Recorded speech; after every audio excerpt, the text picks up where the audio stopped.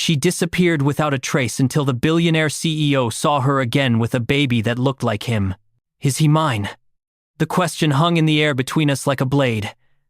I watched her face go pale, watched her arms tighten around the little boy who had my eyes, my chin, my blood running through his veins. "Sebastian, please," her voice cracked. "Not here, not like this, not like this." I could barely control the tremor in my hands. "You disappeared 4 years ago, Autumn. 4 years. And now I find out I have a son? When exactly would have been the right time to tell me?"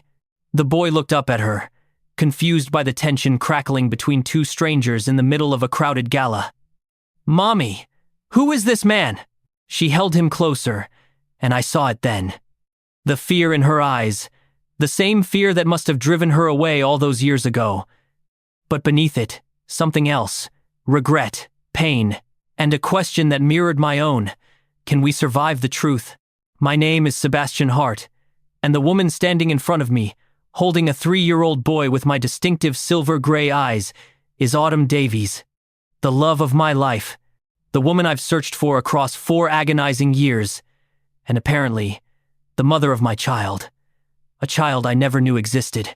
This is the story of how love can survive betrayal.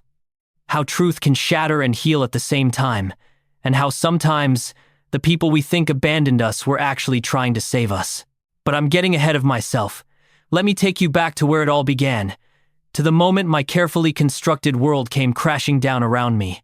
The storm clouds gathering over the Manhattan skyline matched my mood perfectly. I stood at the floor-to-ceiling windows of my corner office on the 42nd floor of Hart Industries, watching rain begin to streak down the glass.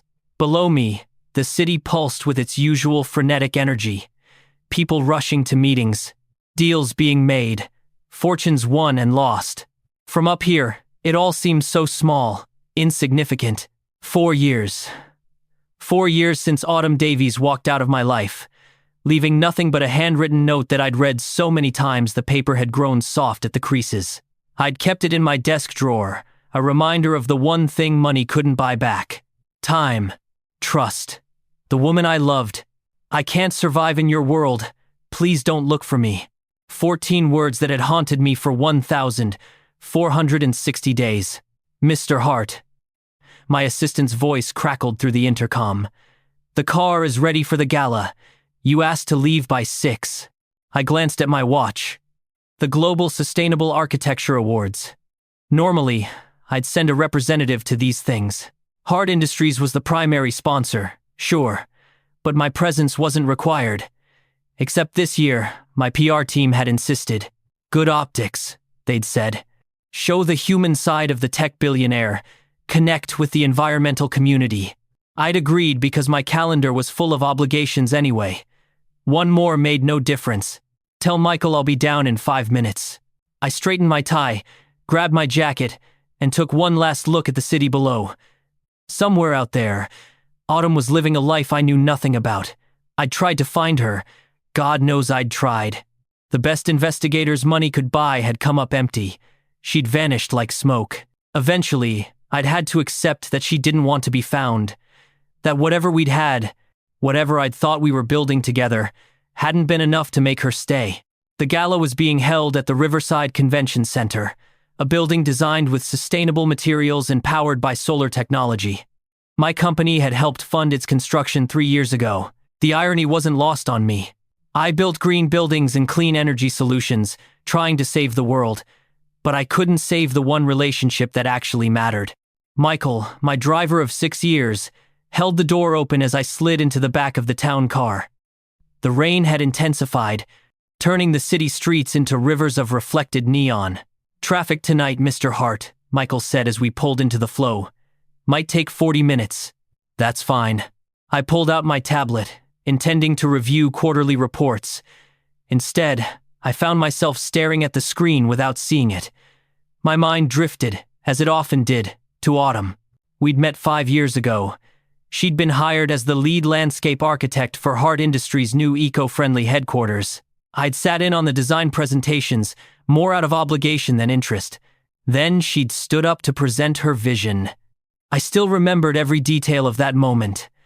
The way her dark hair caught the afternoon sunlight streaming through the conference room windows, the passion in her voice as she described integrated green spaces and vertical gardens, the way she'd challenged my head engineer when he'd suggested cutting corners on the rooftop ecosystem. With all due respect, she'd said, her brown eyes flashing, if we're going to claim this building represents the future of sustainable design, we can't compromise on the elements that actually make it sustainable. That's not innovation. That's just expensive decoration. I'd fallen for her in that instant. Not just for her beauty, though she was stunning, but for her fire, her integrity, the way she refused to be intimidated by a room full of executives and engineers, all eager to impress the CEO. After the meeting, I'd asked her to dinner, purely to discuss the project, I'd claimed. She'd seen right through me and said yes anyway. That first dinner turned into a second, then a third. Within weeks we were inseparable. She'd made me laugh in a way I hadn't since before my father died. Made me see possibilities beyond profit margins and market share. She talked about healing the planet, about legacy, about what we leave behind when we're gone. I'd been so focused on building an empire that I'd forgotten why empires mattered. Autumn reminded me. For 6 months, we kept our relationship private. She'd worried about workplace complications, about people thinking she'd gotten the project because of personal connections rather than merit. I'd respected her wishes while privately planning the moment I'd go public. The moment I'd ask her to marry me. Then the scandal broke. My father had been gone for 3 years by then, and I'd thought I'd cleaned up all his messes. Turned out I was wrong. Evidence surfaced of corruption in Hart Industries' previous administration, bribes to foreign officials, environmental violations, the kind of toxic legacy that destroys companies and ruins lives. I was innocent. Every investigation proved that. But the media didn't care about facts. They cared about headlines. Billionaire CEO embroiled in international corruption scandal. The dirty truth behind Hart Industries' green image. Is Sebastian Hart following in his father's crooked footsteps? Death threats arrived daily. Reporters camped outside my apartment.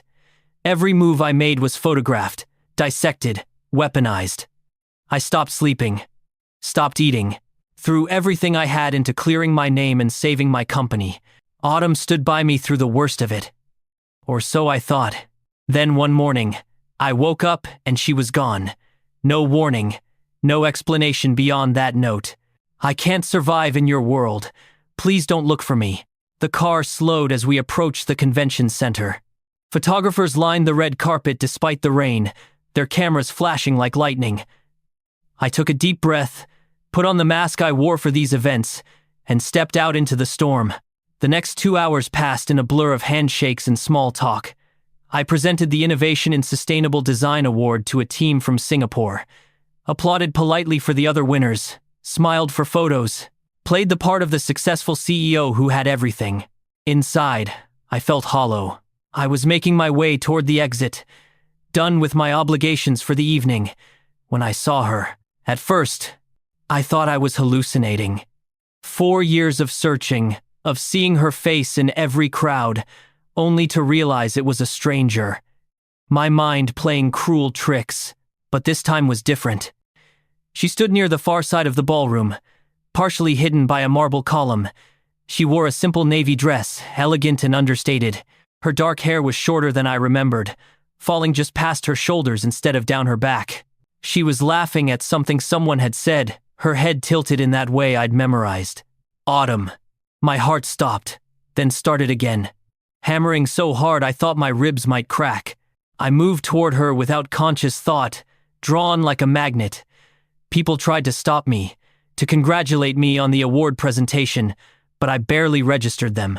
My entire world had narrowed to the woman across the room. I was 10 feet away when a child ran up to her.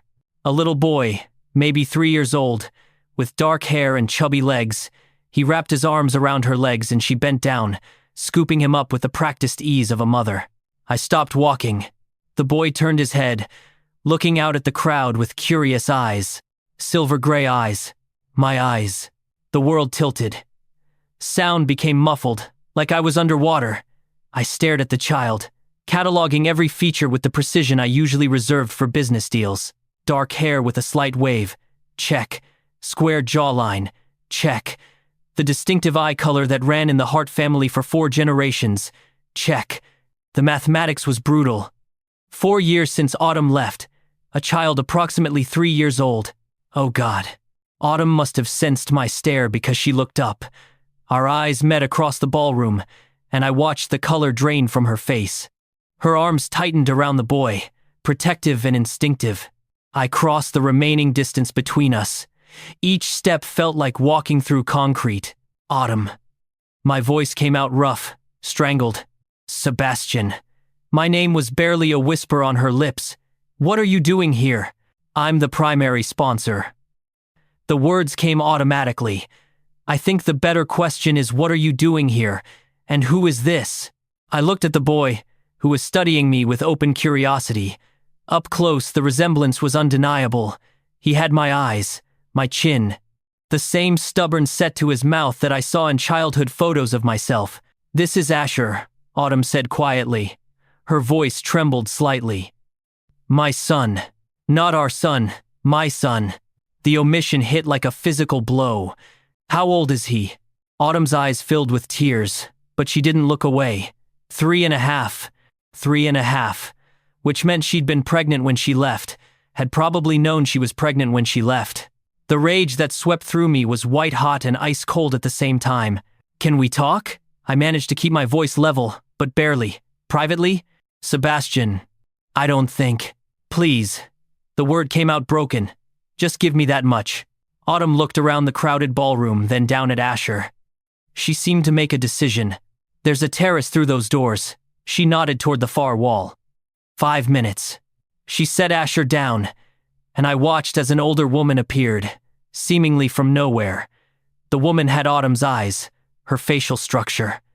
Her mother, I realized. Mom, can you take Asher to the children's room? Autumn's voice was steady, but I could see her hands shaking. I need to speak with someone. The older woman, Margaret, looked at me with instant recognition and deep suspicion. She knew who I was, which meant Autumn had told her about me. Of course, sweetheart. Margaret lifted Asher into her arms. Come on, little man. Let's go see if they have cookies.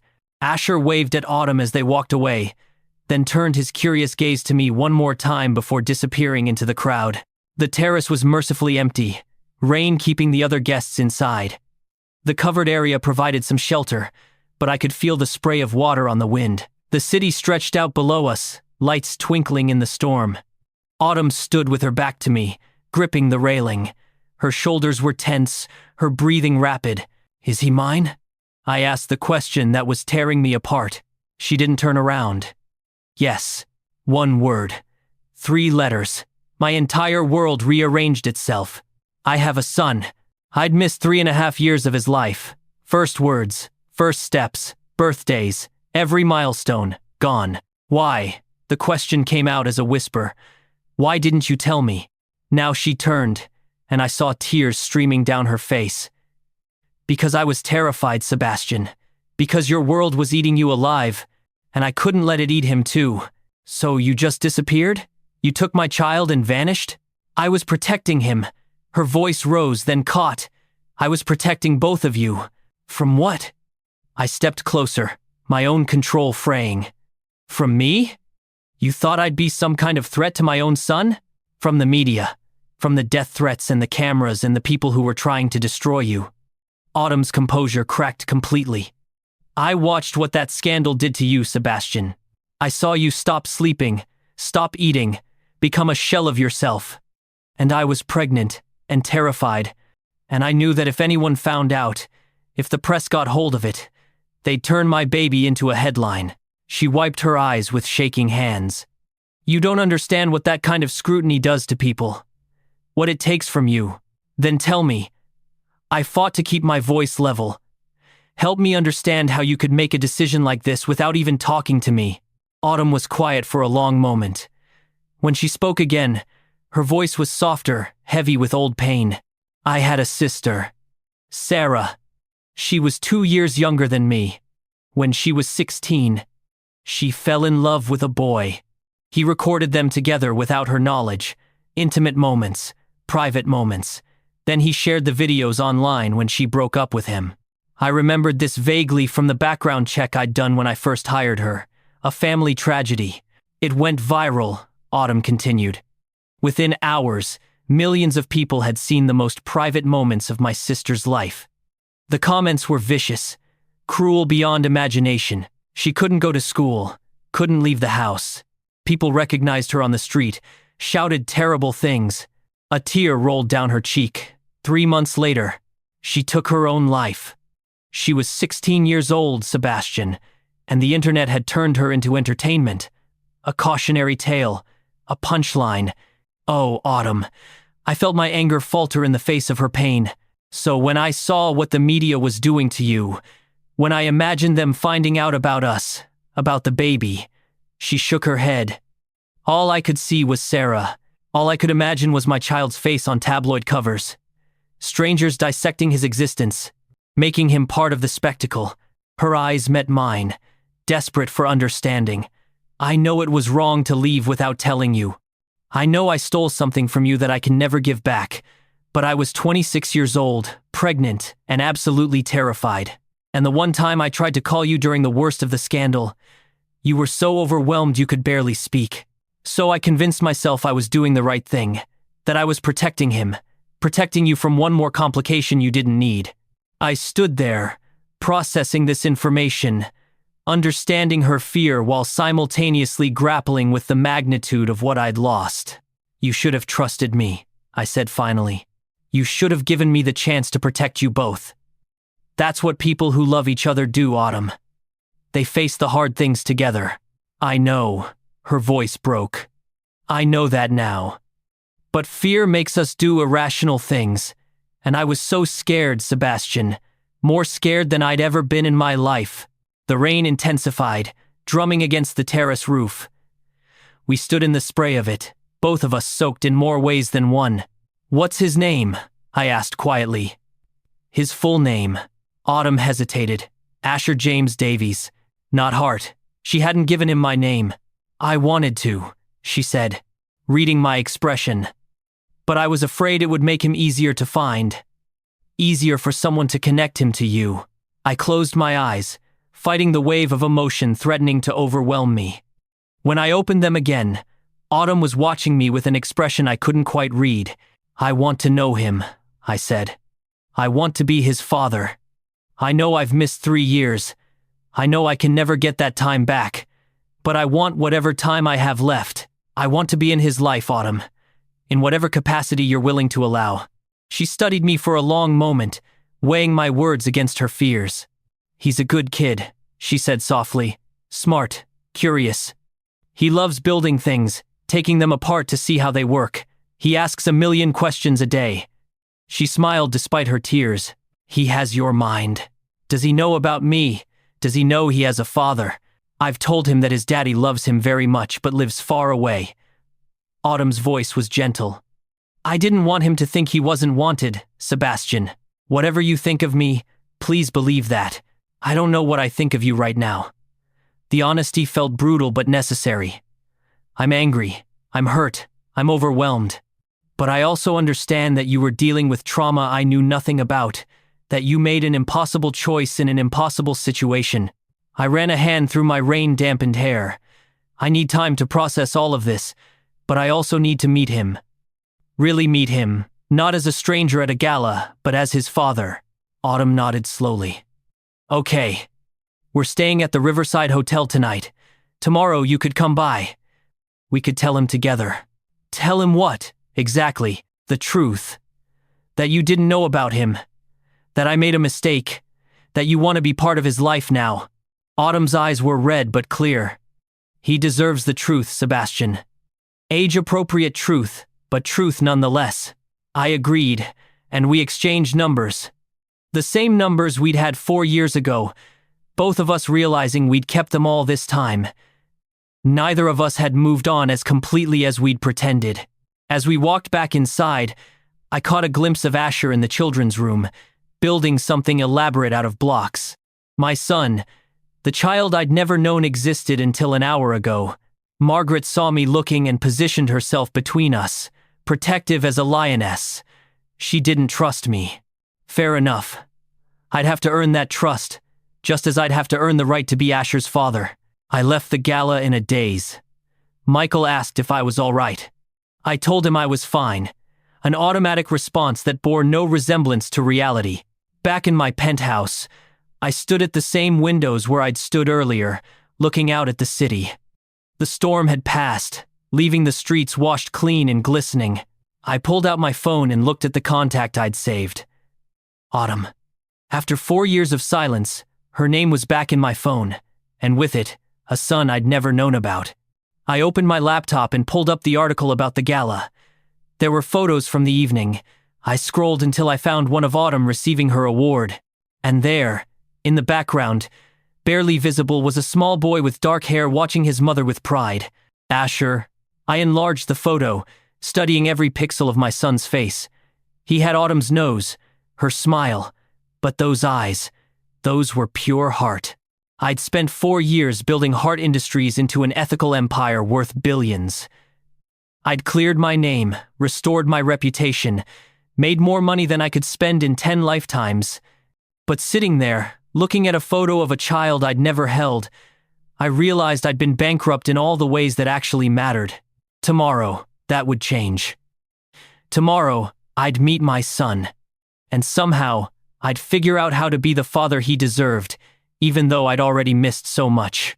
Sleep didn't come that night. I lay in bed, staring at the ceiling, alternating between rage at Autumn for keeping this secret and understanding of the fear that had driven her away, between grief for the lost years and hope for the future. At 5 a.m, I gave up on sleep and went for a run through the empty city streets. Physical exhaustion to match the emotional kind. By 7, I was showered and dressed, sitting in my kitchen with coffee I couldn't taste. The hours until I could reasonably show up at Autumn's hotel room stretched endlessly. I called my lawyer at 8, explained the situation in clinical terms that didn't capture even a fraction of the emotional complexity. What are your intentions? Marcus had been my attorney for a decade, handled every legal matter for Heart Industries. His voice was carefully neutral. I want to be his father, joint custody, whatever that looks like. Are you prepared for the possibility that she might fight you on this? The question settled like lead in my stomach. I don't want to fight, Marcus. I want a relationship with my son. If that means working with Autumn to build trust, that's what I'll do. And if she refuses, then we'll cross that bridge when we come to it. But I'm hoping it doesn't come to that. After I hung up, I pulled out the note Autumn had left 4 years ago. The paper was soft from repeated readings, the ink slightly faded. I can't survive in your world. Please don't look for me. She'd been right to fear my world. The scandal had been vicious, soul-destroying in ways I hadn't fully processed because I'd been too busy fighting to save my company. If she'd stayed, if the media had discovered our relationship and her pregnancy, they would have torn her apart. But she'd also been wrong. Because people who love each other are supposed to face the hard things together. And by disappearing, by making that choice alone, she'd robbed both of us of that chance. At 9:30, I couldn't wait any longer. I drove to the Riverside Hotel, a mid-range establishment that was comfortable but not luxurious, so different from the world Autumn had left behind. I knocked on the door of room 412 at exactly 10 o'clock. Autumn answered. She'd clearly slept as poorly as I had. Dark circles shadowed her eyes, and her hair was pulled back in a simple ponytail. She wore jeans and a sweater, no makeup, no pretense. "Hi," she said softly. "Hi." She stepped back, letting me enter. The room was a standard hotel suite, 2 beds visible through an open doorway. Toys were scattered across the floor. A child's backpack sat on the chair. "He's watching cartoons," Autumn said, gesturing toward the bedroom. "I told him someone special was coming to visit, but I haven't said anything else yet. I thought we should do it together." I nodded, unable to speak past the lump in my throat. Margaret sat on the couch, her expression still guarded but slightly less hostile than last night. "Mr. Hart," she acknowledged. "Mrs. Davies. I'm sorry we're meeting under these circumstances. So am I." Her tone made it clear she blamed me for at least part of this mess, but she stood. "I'll give you some privacy. I'll be in the lobby if you need me, Autumn." After she left, Autumn turned to me. Are you ready? No. But I don't think I ever will be. So let's do this anyway. We walked into the bedroom together. Asher sat cross-legged on the bed, completely absorbed in an animated movie about robots.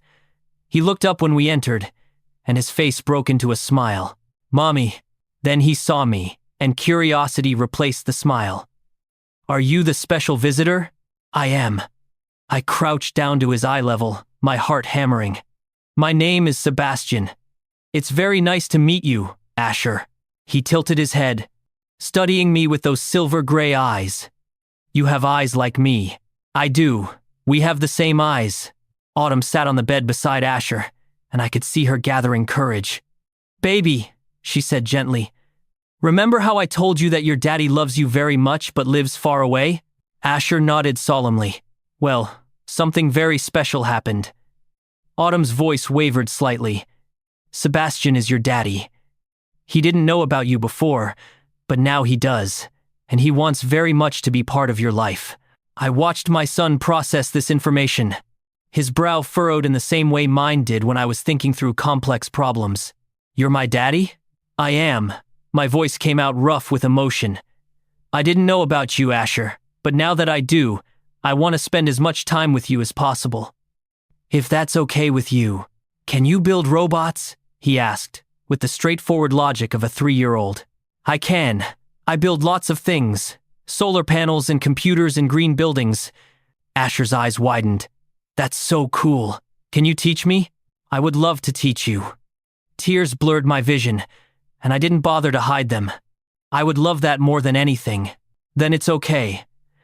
Asher reached out and patted my face with his small hand, the gesture so tender and trusting it broke something open in my chest.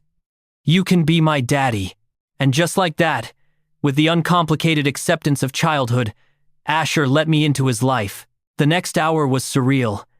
Asher showed me his favorite toys, explaining the intricate rules of games only he understood. He told me about his best friend Mateo, about his grandmother's cookies, about the park near their apartment with the big slides. I absorbed every detail, greedy for information about the life I'd missed. Autumn watched from the corner, her expression unreadable. When Asher went to the bathroom, she finally spoke. He likes you. He's remarkable, Autumn. You've done an incredible job with him. We've done okay. She twisted her hands together. Sebastian, I need you to understand something. I'm not trying to keep you from him anymore, but I also can't have my son's life turned into a circus. If we're going to do this, we need to be smart about it, protect his privacy. I agree. And I promise you, I will do everything in my power to keep him safe from the kind of media attention that hurt you before. How? You're Sebastian Hart. You can't exactly fly under the radar. We'll figure it out. Together this time. I met her eyes. No more running. No more secrets. We communicate. We plan. We protect him as partners. Can you do that? She nodded slowly. I can try. Asher bounded back into the room, full of energy. Daddy, can we go to the park? The word daddy hit me like a tidal wave. He'd said it so naturally, as if I'd been his father his whole life instead of just the past hour. I looked at Autumn, asking permission with my eyes. If Sebastian wants to, she said carefully, we could go to Central Park. There's a playground there you like. The park was busy for a Sunday morning, filled with families enjoying the post-storm sunshine. I pushed Asher on the swings, his delighted laughter the sweetest sound I'd ever heard. Autumn sat on a nearby bench, watching us with an expression that was part happiness, part sorrow. Higher, Daddy, higher. I pushed him higher, marveling at his fearlessness. He was so small, so trusting. The responsibility of protecting him felt enormous and sacred. After the swings, we visited the playground. Asher made friends instantly, pulling other children into elaborate games I couldn't quite follow.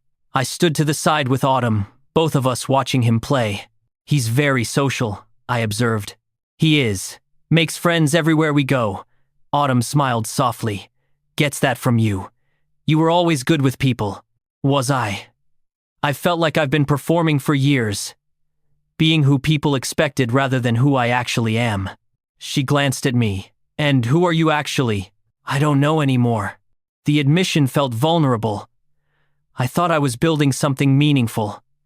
An empire, a legacy. But standing here, watching him, I realized I was just filling the emptiness where a real life should be. You were clearing your name, Autumn said quietly. Saving your company. That mattered. It did.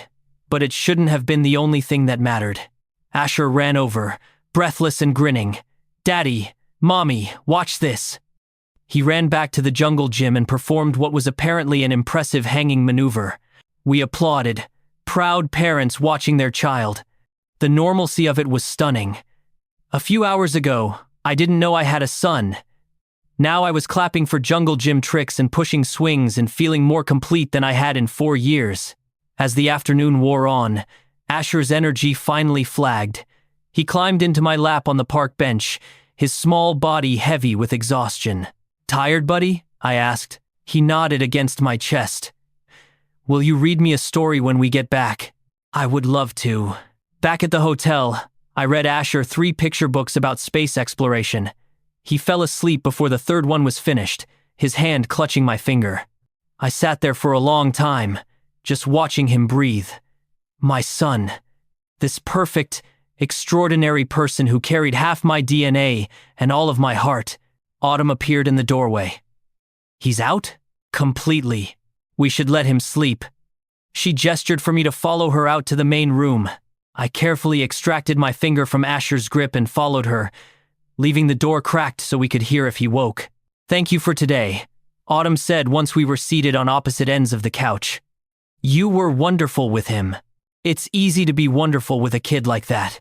I leaned back, exhausted in the best way. How do you do this every day? I'm wiped out. She laughed softly. You get used to it. The perpetual motion, the endless questions, the emotional roller coaster.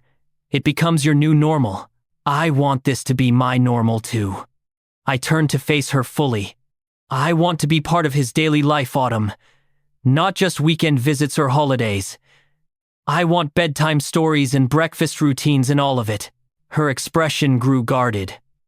Sebastian, we live in Boston. You're in New York. That's not exactly conducive to daily involvement. Then I'll move to Boston, or you move here. Or we figure out something in between. I don't have all the answers, but I know I'm not going to be a part-time father. You can't just uproot your entire life. Watch me. Heart Industries runs fine without me micromanaging every decision. I can work remotely. I can restructure. Autumn, I've spent 4 years existing rather than living. I'm not making that mistake again. She was quiet for a long moment. This is a lot to process. I know. And I'm not asking you to decide everything right now. But I am asking you to believe that I'm serious. That I'm committed to being the father Asher deserves. What about us? The question came out soft, almost hesitant. What are we in this scenario? I don't know. The honesty felt important. I loved you, Autumn. Loved you more than I thought I was capable of loving anyone. But you broke my heart when you left. And finding out you kept Asher from me, that's a betrayal I'm still processing. I understand. But I held her gaze.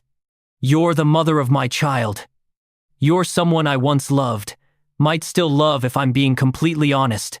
And regardless of our history, we need to figure out how to be partners in raising Asher.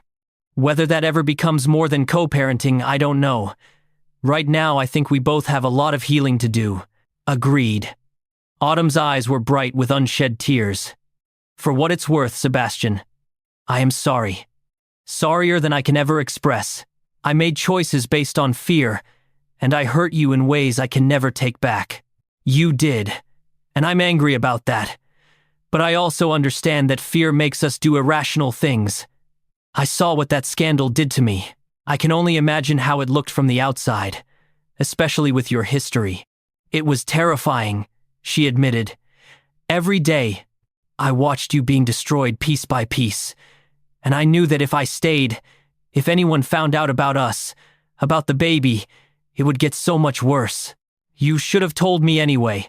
I know. We sat in the heavy silence of painful truths finally spoken. Outside, the city hummed with life. Inside, Two people who'd once loved each other tried to figure out how to build something new from the ruins of what they'd lost. My phone buzzed. I glanced at it and grimaced. My publicist. Apparently, photos from the gala have started circulating online. Nothing clear, but enough that people are asking questions. Autumn paled. Already? It's a high-profile event. Lots of press. I looked at the email more closely. There's a picture of me on the terrace. You can't see who I'm with, but the body language suggests an intense conversation. What do? We control the narrative before someone else does. I typed a quick response to my publicist. I'm going to tell them the truth, that I've reconnected with someone from my past and discovered I have a son. We'll release a statement on our terms, ask for privacy, and hope people respect it. And if they don't, then we deal with it together. I put my phone away. I meant what I said, Autumn. I will protect Asher. And you. Whatever it takes. She nodded, but I could see the fear in her eyes. The same fear that had driven her away 4 years ago. This time, I wouldn't let that fear win. We released the statement Monday morning. Short, direct, asking for privacy while acknowledging the truth. Sebastian Hart has recently reconnected with Autumn Davies, a former colleague and romantic partner. During their time apart, Miss Davies gave birth to their son, Asher, now 3 years old. Mr. Hart only recently learned of his son's existence and is committed to being an active and present father. The family asks for privacy during this time of transition as they navigate their new relationship for the sake of their child. Within an hour, the internet exploded. I sat in my office, watching the news cycle spin out of control. Most of the coverage was sympathetic. Billionaire discovers secret son, CEO to become full-time father. The human interest angle people loved. But there were other headlines too. The skeptical ones. The cruel ones. Did she trap him? Gold digger's 4-year plan pays off. Mystery woman emerges with convenient baby. I called Autumn immediately. Have you seen the coverage? Her voice was tight with stress. I've seen enough. They're calling me a gold digger, Sebastian. Saying I planned this whole thing. Ignore them. Anyone who matters knows that's not true. Easy for you to say. You're used to this. I'm not. She was right. I'd developed thick skin over years of public scrutiny. Autumn was being thrown into the deep end without preparation. Do you want me to come to Boston? I can be there tonight. No. She took a shaky breath. No. Asher's confused enough as it is. He keeps asking why people are taking pictures of our building. My mother had to sneak him out the back way to get him to preschool this morning. Rage burned through me. Give me the address. I'll have a security team there within 2 hours. Sebastian, I don't need your money fixing this. It's not about money. It's about keeping our son safe. Please, Autumn, let me do this. She was quiet for a moment. Okay, but just security. I don't want bodyguards following him into preschool. Understood. I made the calls. Within 90 minutes, a discreet security team was positioned around Autumn's apartment building. Not intrusive, just present enough to discourage the paparazzi camping on her doorstep. But the damage was done. By Tuesday, Asher's preschool photo had leaked online. Someone had sold it to a tabloid. My 3-year-old son's face was on the internet for millions to see. I flew to Boston that night. Didn't ask permission, just went. Autumn answered the door looking exhausted. I told you not to come. I needed to see him, to see you, to make sure you're both okay. She stepped aside, letting me in. The apartment was small but warm, lived in. Photos covered the walls. Asher's artwork decorated the refrigerator. A life built without me. He's asleep, Autumn said quietly. It's been a rough couple of days. He doesn't understand why people want to take his picture. I know. And I'm sorry. This is exactly what you were afraid of. Don't. She held up a hand. Don't apologize for wanting to know your son. This isn't your fault. It's not yours either. She sank onto the couch, dropping her head into her hands. Then why does it feel like I've ruined his life? I sat beside her. Not touching, but close. You haven't ruined anything. This is temporary. The media will lose interest. They always do. You don't know that. I do. Trust me. I've been news before. There's always a bigger story around the corner. Margaret emerged from what I assumed was her bedroom. She'd been living with Autumn, helping raise Asher. She looked at me with less hostility than before, but still plenty of wariness. "He's been asking for you," she said to me. "Wanted to know when his daddy was coming back." Something in my chest cracked open. "Can I see him?" Margaret looked to Autumn, who nodded. "Just don't wake him." I walked quietly into Asher's room. It was small, filled with toys and books. A nightlight shaped like a rocket ship cast soft blue light across the space. And there, in a toddler bed covered with a blanket printed with planets, was my son. I knelt beside the bed, just watching him sleep. His face was peaceful, one hand clutching a stuffed elephant. He looked so small, so innocent, and the world had already started to devour his privacy. "I'm sorry," I whispered. "I'm so sorry, buddy. I promise I'll fix this. I'll protect you." A small hand touched my shoulder. I turned to find Autumn standing there, tears streaming down her face. "This is what I was afraid of," she said softly. "This exact thing. Him being turned into a spectacle. I know. And I hate that you were right. But Autumn, we can't undo this. We can only move forward, together." She wiped her eyes. "I don't know how. We start by getting ahead of it." I stood, keeping my voice low so we wouldn't wake Asher. "We do a proper interview, television, reputable journalist. We tell our story on our terms, show the world who we really are, and then we ask to be left alone." "You want to do an interview? With Asher?" "No. Just us. We explain what happened, why you left, why I didn't know. We humanize the story. Right now, we're just headlines and speculation. Let's give them the truth so they stop making things up." Autumn considered this. "And you think that will make them leave us alone?" "Not entirely, but it will help. And it shows Asher that we're not hiding. That there's nothing shameful about our family, even if it's unconventional." She was quiet for a long time, looking at our sleeping son. "Okay. But I choose the journalist, and I get to review the questions first. Deal." We scheduled the interview for the following week with Catherine Morrison, a respected journalist known for her thoughtful approach to sensitive subjects. In the meantime, I stayed in Boston, getting a hotel room but spending every possible moment with Asher. The preschool situation became untenable. Parents were complaining about paparazzi. The director, apologetic but firm, suggested it might be best if Asher took some time off. Autumn was devastated. He loves that school. He has friends there. "We'll figure it out," I promised. "Maybe a private teacher for a few weeks until this dies down." "I can't afford a private teacher, Sebastian." "I can." Her eyes flashed. "I don't want your money. It's not about money. It's about our son's education and well-being. Let me help, Autumn, please." She struggled with her pride for a moment, then nodded reluctantly. "Just until things settle down. I hired an excellent early childhood educator who came to the apartment 3 mornings a week. Asher loved her, but I could see it wasn't the same as being with other children. The isolation was affecting him." The interview aired on a Thursday evening. Autumn and I sat side by side in a tastefully decorated studio, Catherine Morrison across from us with her notes and gentle demeanor. "Let's start at the beginning," she said. "How did you two meet?" We took turns telling the story. Our first meeting, the connection that grew between us, the relationship we kept private. Catherine listened intently, occasionally asking clarifying questions. Then she got to the heart of it. "Autumn, you left while pregnant with Sebastian's child. Can you help us understand why?" I watched Autumn gather her courage. She'd been dreading this question for days. "I had a younger sister," she began, her voice steady but emotional. "When she was 16, she became the victim of what we'd now call revenge porn. The video went viral. The harassment was relentless. 3 months later, she took her own life." Catherine's expression softened with genuine compassion. "I'm so sorry. Thank you." Autumn took a breath.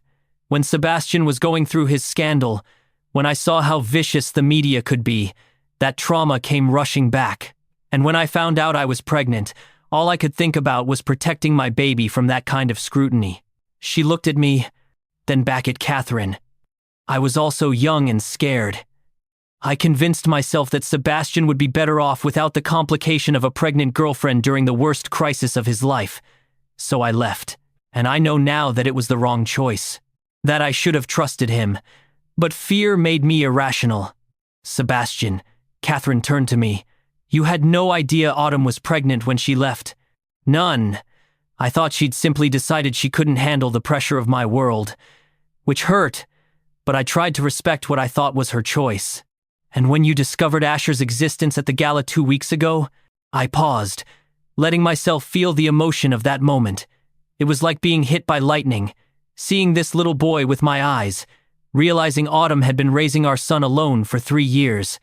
I felt everything at once: rage, grief, joy, wonder.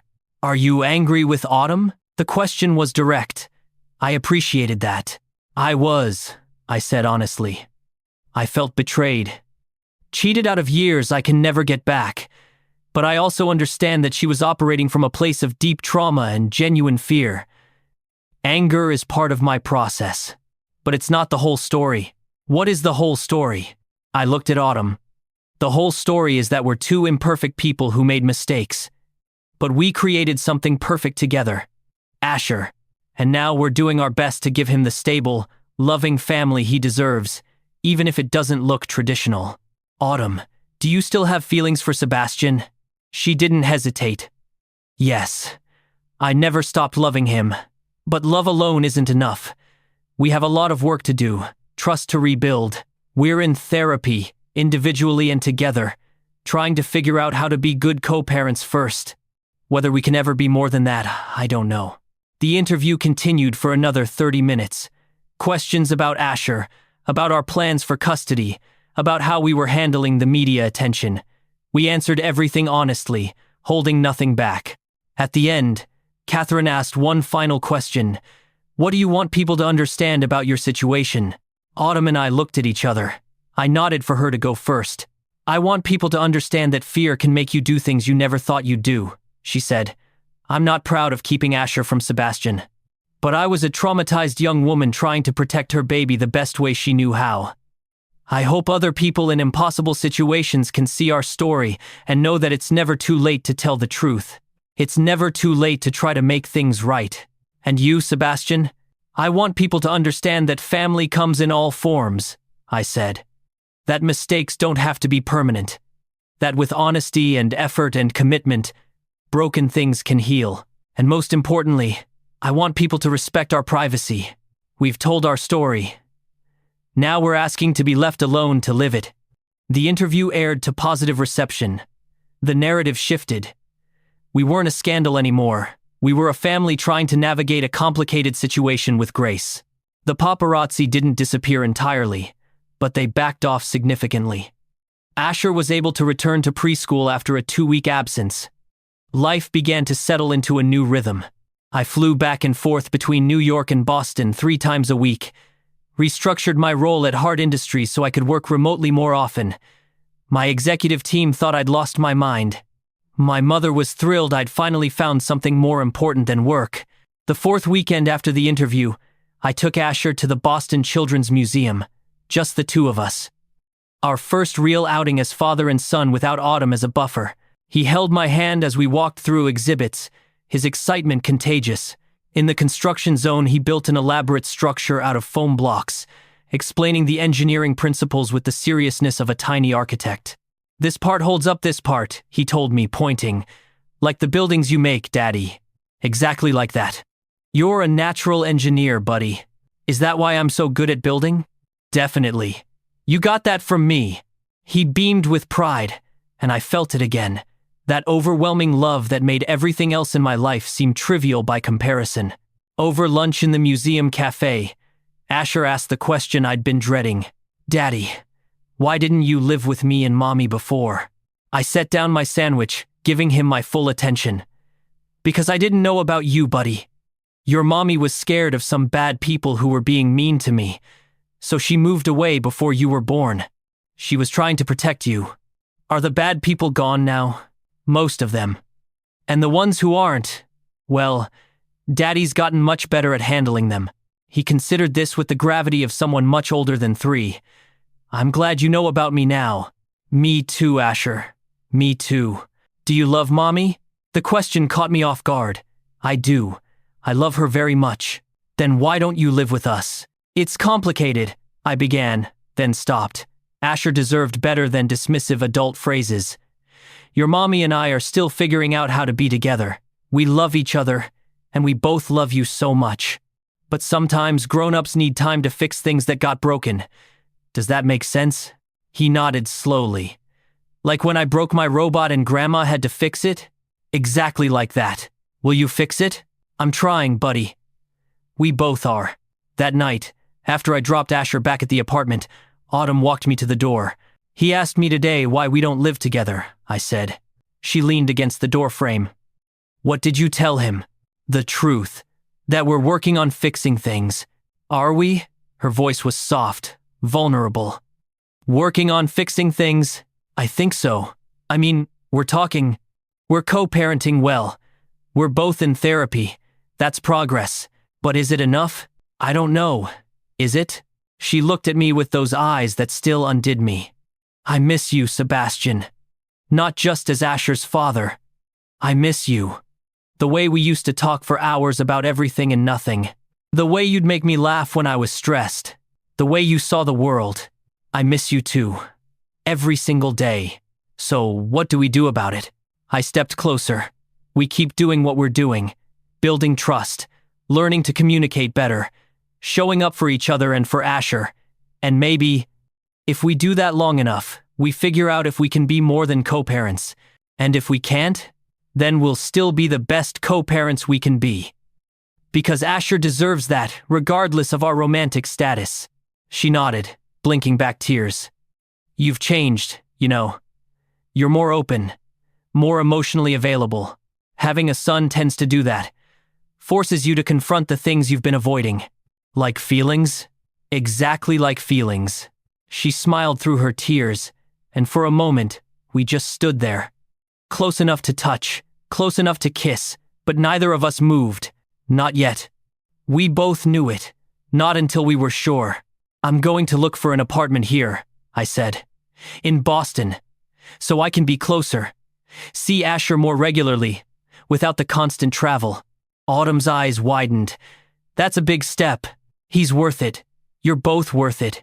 What about Hard Industries? They'll survive without me micromanaging. I've been restructuring for months now. More delegation, stronger leadership team. I can handle the strategic work from anywhere. You're really doing this. I really am. Before we dive deeper into what happens next, I need to ask you something. Have you ever watched someone fight for a second chance? Really fight, not just with words, but with action? If this story is resonating with you, hit that like button right now. Subscribe to Cedar Drama because we share stories like this every single week. Stories about real love, real pain, and real redemption. And drop a comment telling me, would you give someone a second chance after they kept a secret this big? Or is some betrayal too deep to forgive? I want to hear your thoughts. Now, let's get back to Sebastian and Autumn because things are about to get even more complicated. I found an apartment in Autumn's neighborhood within 3 weeks. Nothing extravagant. A 2-bedroom condo close to parks and good schools. A place where Asher could have his own room when he stayed with me. The custody arrangement we worked out was informal at first. No lawyers, no court orders, just 2 parents trying to do right by their kid. Asher spent weekdays with Autumn. I had him every Saturday, and we alternated Sundays. Flexible. Built on trust and communication. It worked better than I'd dared hope. Autumn and I fell into a rhythm. Text messages about Asher's day. Phone calls about decisions big and small. Weekly dinners together.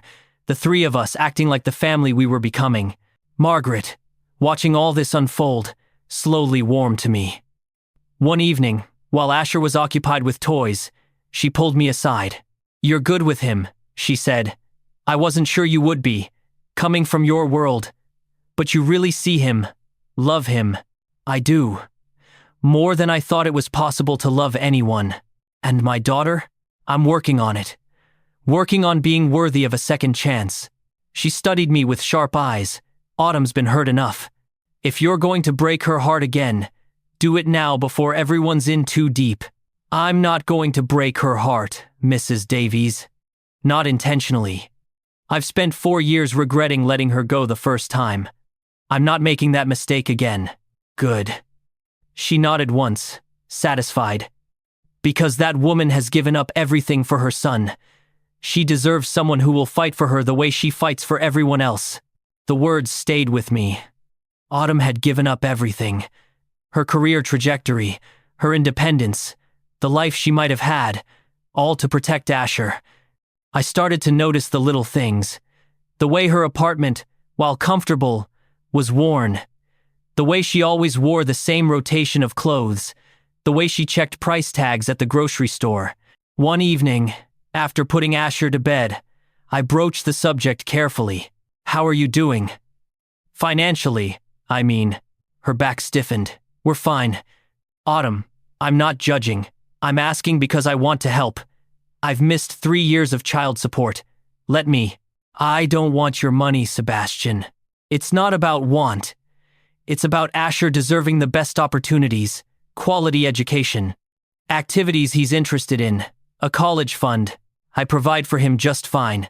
I know you do. You've done an incredible job, but you shouldn't have to do it alone anymore. We had this argument multiple times over the following weeks. Her pride versus my guilt. Her independence versus my desire to support my son. Finally, Margaret intervened. For heaven's sake, Autumn, let the man help. He's not trying to buy you. He's trying to be a father. Autumn's eyes flashed. You don't understand. The minute I accept his money, everyone was right. I am the gold digger they said I was. No one who matters thinks that, I said gently. And even if they did, who cares? This isn't about public opinion. It's about doing what's right for Asher. Eventually, we compromised. I set up a trust fund for Asher's education and future. I paid for his preschool tuition and activities. But I respected Autumn's wish to maintain her own financial independence for her personal expenses. It wasn't perfect, but it was progress. 3 months after the interview, I received an unexpected call. A family who'd seen our story wanted to share theirs. The mother had been in a similar situation. Fear had driven her to keep her child's secret from the father. Our interview had given her courage to reach out to him. I told Autumn about the call. She was quiet for a long time. We helped them. She finally said, wonder in her voice. Our mess, our pain, it helped someone else. An idea began forming. We talked about it over several weeks, refining it, making it real. 6 months after our reunion, we announced the establishment of the Autumn and Sebastian Hart Foundation. The mission was threefold: supporting single parents with resources and community, funding mental health services for trauma survivors, and advocating for better privacy protections for children of public figures. We also established the Sarah Davies Memorial Fund, specifically focused on suicide prevention and supporting victims of online harassment. The press conference announcing the foundation was well attended. Autumn and I stood together at the podium, presenting a united front. We've made mistakes, Autumn said to the gathered journalists. But we've also learned that our worst experiences can become our greatest opportunity to help others. If our story can prevent even one person from making the same fear-based decisions I made, then something good comes from the pain, I added. And if we can use our resources and platform to support families navigating similar challenges, to protect children's privacy, and to honor the memory of those lost to the kind of cruelty that should have no place in our society, then we're building something meaningful.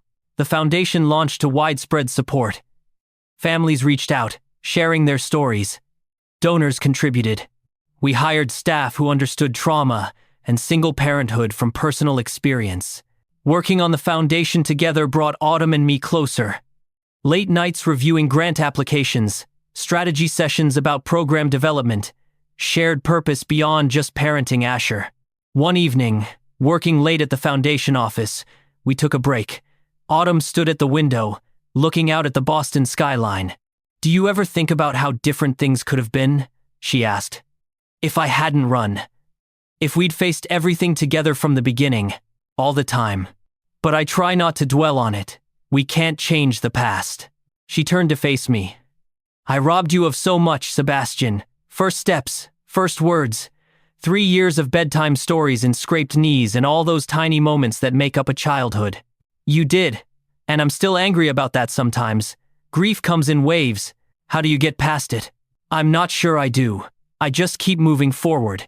Keep showing up for Asher now. Keep building trust with you. The past happened. I can't undo it. All I can control is what I do today. She crossed the room, stopping in front of me. What do you want to do today? The question hung between us, loaded with possibility. I want to kiss you, I admitted. I've wanted to kiss you for months, but I didn't want to complicate things, didn't want to rush. And now? Now I'm tired of pretending I don't still love you, that I don't want to be with you, not just as Asher's father, but as your partner.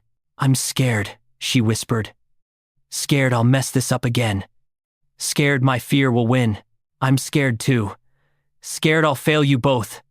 Scared I'm not capable of being what you need. But Autumn, I think we have to try anyway. She closed the distance between us, her hand touching my face. Then try. I kissed her. Soft at first, tentative, then deeper as 4 years of longing poured into that moment. She tasted like hope and second chances. When we finally pulled apart, both of us were crying. I love you, she said. I never stopped. I love you too.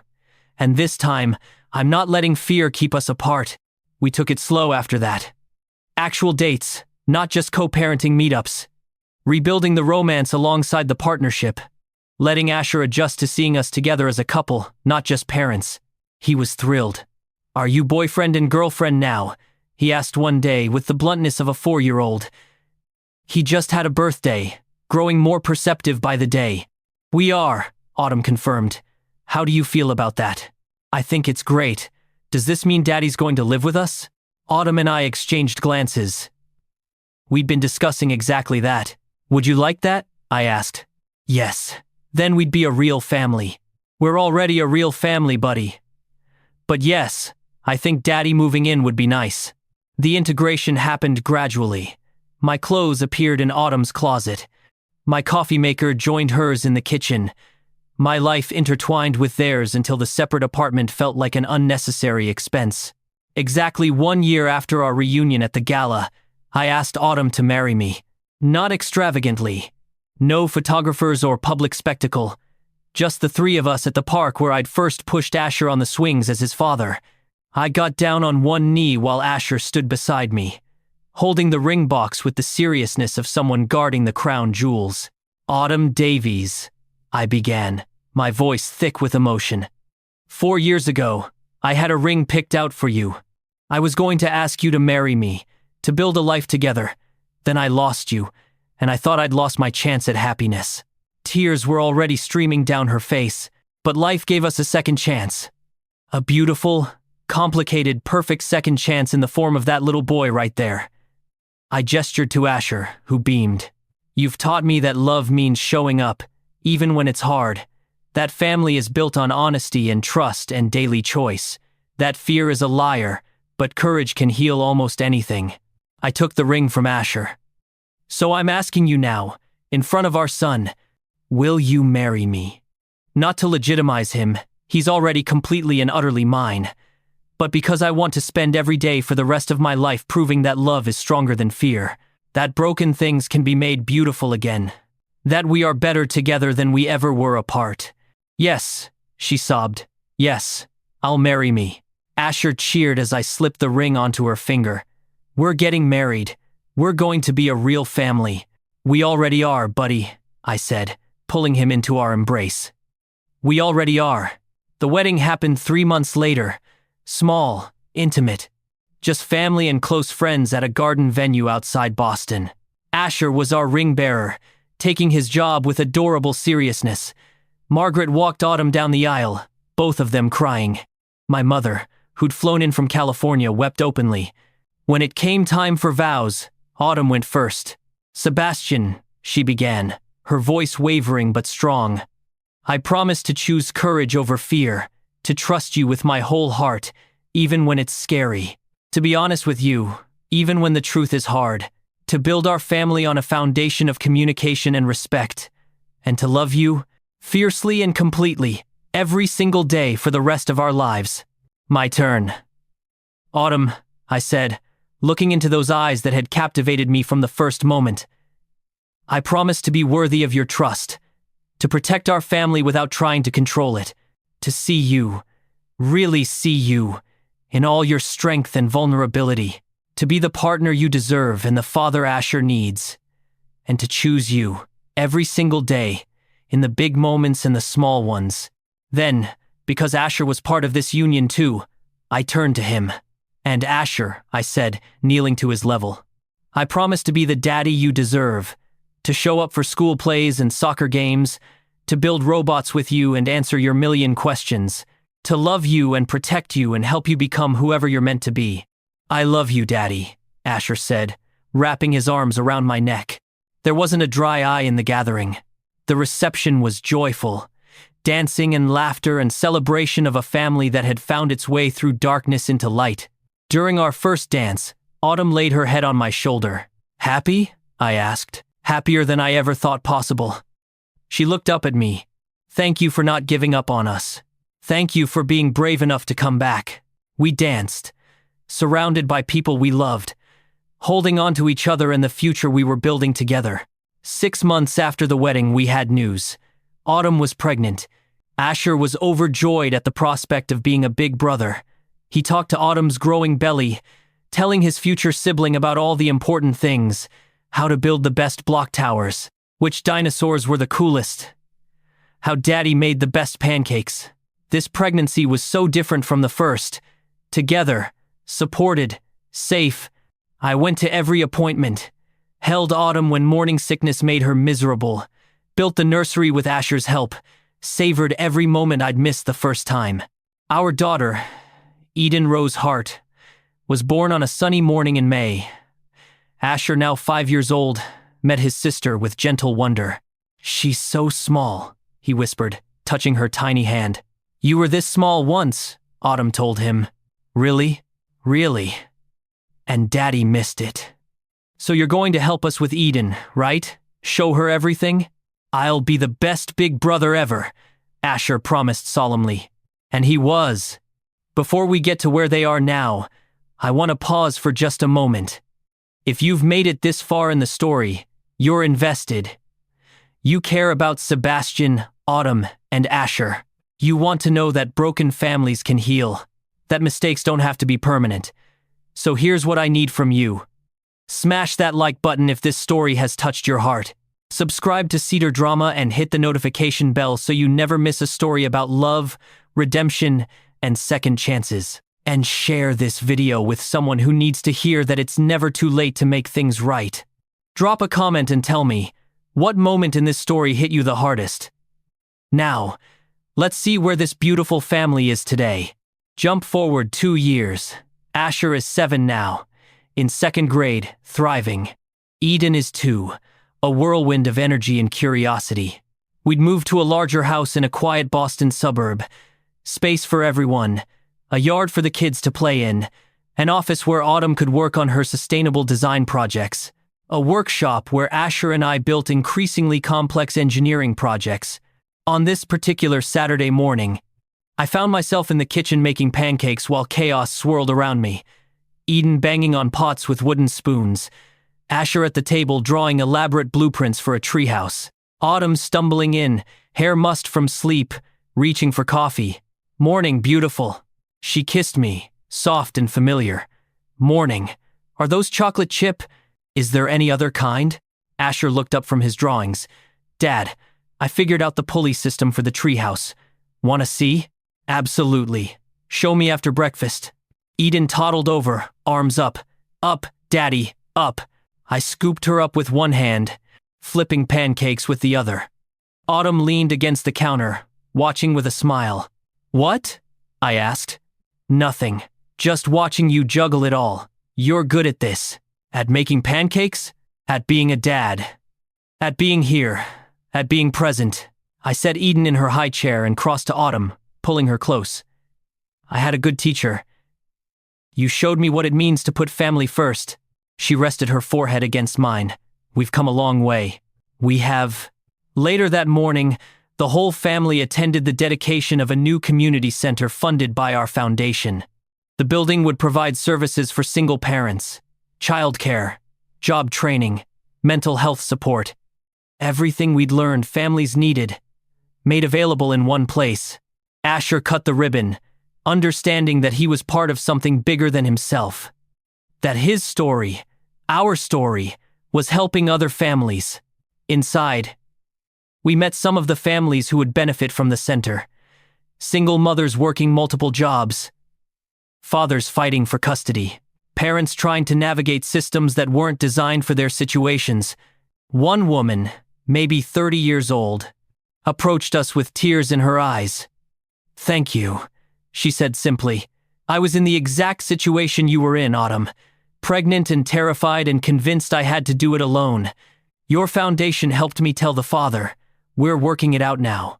Together. Because of you." Autumn hugged her, both women crying. "You did the brave thing. The hard thing. I'm so proud of you."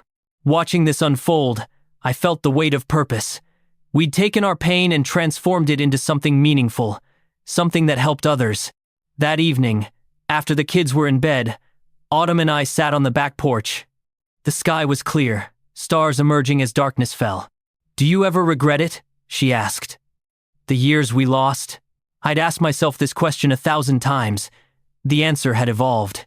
"I regret the pain," I said carefully. "I regret missing Asher's first 3 years.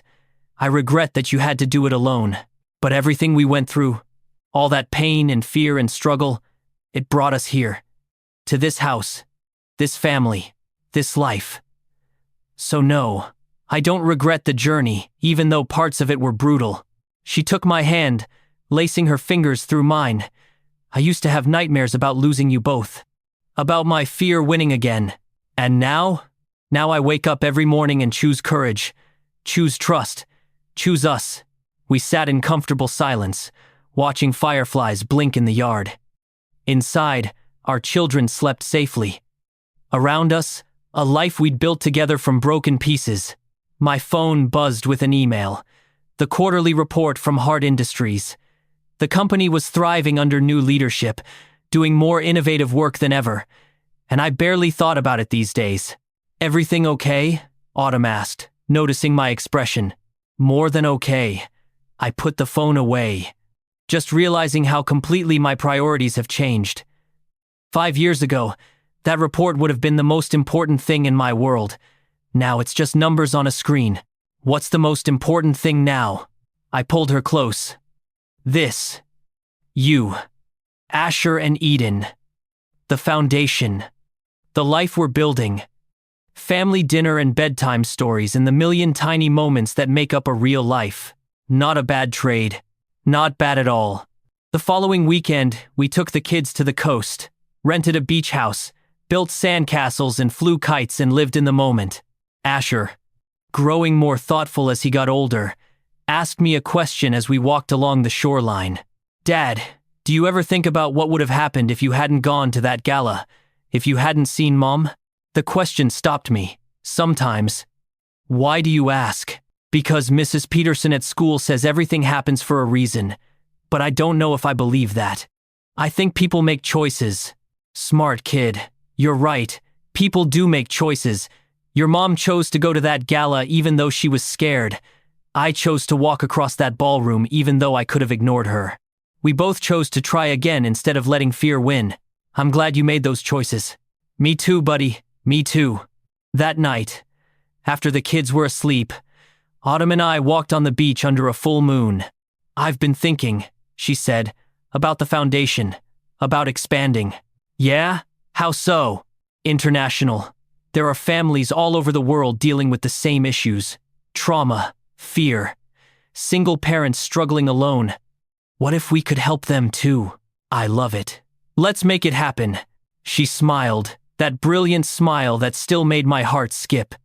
"Just like that? No business plan? No feasibility study? We'll do all that, but if you're passionate about it, I'm in. Whatever you want to build, I'll help you build it." She stopped walking, turning to face me. You know what I realized today? Watching you with the kids, seeing how present you are. You're nothing like the man I left 4 years ago. Is that good or bad? Good. Definitely good. That man was successful but empty. This man is whole. This man has everything he needs. I pulled her close. You, Asher, Eden, purpose, love, community. I didn't even know I was incomplete until I found you all. We're better together. We definitely are. The years continued to unfold. Asher grew into a brilliant, compassionate boy with his father's mind and his mother's heart. Eden inherited Autumn's creativity and my stubborn determination. Together, they were chaos and joy in equal measure. The foundation expanded, exactly as Autumn had envisioned. We opened centers in 12 cities across the U.S. and 3 internationally, helped thousands of families, funded research on childhood trauma and recovery. And we did it together, as partners in every sense of the word. On the 5th anniversary of our wedding, I surprised Autumn with a trip back to the convention center where we'd reunited, the same ballroom where I'd seen her holding Asher, where my life had changed in an instant. "Why are we here?" she asked, confused. "Because this is where our second chapter started." I pulled her into the center of the room. "This is where I saw you and thought my world was ending." And it was, in a way. The world I'd built on work and achievement and empty success ended that night. And a better world began. One built on love and family and purpose. So I wanted to come back here, to this spot, and say thank you. For what? For being brave enough to show up that night, even though you were terrified. For giving me a second chance I didn't deserve. For building this beautiful, complicated, perfect life with me. She kissed me there in the empty ballroom, and it felt like coming full circle. The story could end here, with everything resolved and everyone happy. But life isn't a neat narrative with a clear ending point. It's ongoing, messy, full of new challenges and unexpected joys. Asher is 10 now, asking questions about his early years. We answer honestly, age-appropriately. Tell him about the fear and mistakes, but also about the love and courage. Eden is 5, starting kindergarten, already showing signs of the same curiosity that drives her brother. Autumn and I continue our work with the foundation, but also make time for us. Date nights, weekend getaways, the small rituals that keep a marriage strong. We fight sometimes, disagree about parenting decisions or foundation strategy, but we've learned to communicate, to work through conflict instead of running from it. Margaret, now living in her own apartment nearby, remains an integral part of our family. She watches the kids when Autumn and I need couple time, shares meals with us several times a week, has finally forgiven me completely for those lost years. And me? I barely recognize the man I was 5 years ago. The workaholic billionaire who measured worth in market cap and quarterly earnings. That man was successful but spiritually bankrupt. This man, the one who coaches Asher's robotics club and has tea parties with Eden and kisses his wife every morning, this man is rich in all the ways that matter. So what's the moral of our story? What's the lesson in all this messy, complicated, beautiful chaos? It's this. Fear is persuasive. It will tell you that running is safer than staying, that hiding is wiser than honesty, that protecting yourself matters more than risking your heart. But fear is a liar. The truth is that courage, real courage, means doing the hard thing even when you're terrified. It means having the difficult conversation, making the vulnerable choice, trusting someone with your whole heart even though they might break it. Autumn's fear drove her to run, and it cost us 3 years we can never recover. But her courage brought her back, allowed her to tell the truth, gave us the chance to rebuild. My fear kept me emotionally unavailable, unable to voice my feelings until it was almost too late. But letting go of that fear, choosing vulnerability, gave me everything I'd been missing. Second chances are real, but they require work. They're not given. They're earned through consistent action and honest communication and daily choice. Trust, once broken, can be rebuilt. But it takes time, patience, a willingness to sit with uncomfortable emotions and work through them instead of around them. And family, real family, isn't defined by biology or legal documents or perfect circumstances. It's defined by showing up, by choosing each other every day, by loving through the hard parts and celebrating the beautiful ones. Our family started with a secret and a disappearance. It could have ended there, in betrayal and bitterness. Instead, it became something stronger precisely because we had to work for it. Nothing about our story was easy, but everything about it was worth it. So if you're facing an impossible choice, if fear is telling you to run, if you've made mistakes you think are unforgivable, let me tell you something. It's never too late. It's never too late to tell the truth, to ask for forgiveness, to try again, to build something beautiful from broken pieces. Sebastian Hart here. 5 years ago, I was a billionaire with nothing that mattered. Today, I'm a father, a husband, a partner in meaningful work. I'm not richer in dollars, but I'm wealthier than I ever imagined possible. Because I learned that the best investment isn't in companies or real estate or stock portfolios. It's in people, in love, in family, in the daily choice to show up and do the work and build something that lasts. Autumn taught me that. Asher taught me that. Eden continues to teach me that every single day, and I'm grateful. So incredibly grateful that I got a second chance to learn it. We all deserve that second chance. The question is, what will you do with yours? Thank you for letting me share our story.